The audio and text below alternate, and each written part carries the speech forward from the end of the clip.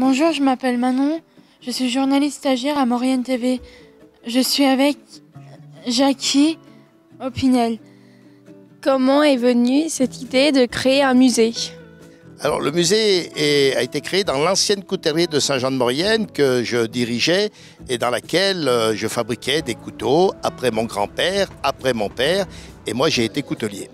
En 1985, toute la fabrication a été transférée sur l'usine de Cognins et Chambéry et j'ai eu l'idée de transformer mon petit atelier de Saint-Jean-de-Maurienne en musée de l'Opinel afin qu'il reste une trace de la famille Opinel, une trace d'Opinel sur la vallée d'origine.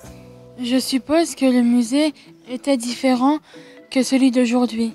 Tout à fait. À l'origine, le musée a été créé dans l'ancienne coutellerie, dans l'ancien bâtiment historique, dans lequel on a fabriqué quelques couteaux, bien sûr.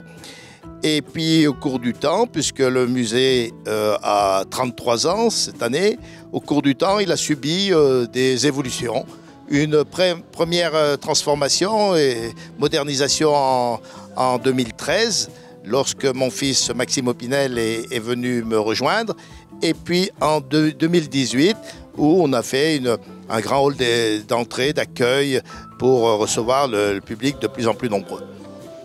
Justement, quelle est la fréquentation du musée d'aujourd'hui? Alors aujourd'hui, la fréquentation elle a un peu baissé par rapport à la crise sanitaire, où on approchait les 80 000 visiteurs un peu avant 2019. Puis après, là, on est aux environs de 50-55 000 visiteurs. Ça a repris un petit peu, mais pas encore à la hauteur précédente. Les couteaux ont été créés ici, les couteaux Opinel? Alors, les couteaux ont été créés dans la vallée de la Maurienne, pas tout à fait à Saint-Jean-de-Maurienne, puisqu'on attribue la paternité du couteau Opinel à Joseph Opinel, qui est né en 1872 sur la commune d'Albier-Montrond, au lieu-dit Jevoudaz, un petit hameau. Donc c'est à 6 km d'ici, mais c'est vraiment là, la vallée de la Maurienne est vraiment le berceau du couteau Opinel. Qu'est-ce qui va se passer le 2 juillet? Alors le 2 juillet, on va inaugurer en quelque sorte la route de l'Opinel. Alors la route de l'Opinel, c'est un projet que j'avais depuis l'an 2000, c'est-à-dire de réhabiliter les sites historiques tout au long de la vallée, depuis le hameau du Jevoudaz où il y a eu les premiers ateliers Opinel, de Daniel Opinel, mon arrière-grand-père, de son père Victor Amédée, et puis de mon grand-père. Et tout au long de la vallée, il y a eu les maisons d'habitation, les différents ateliers, aujourd'hui qui sont bien sûr plus utilisés.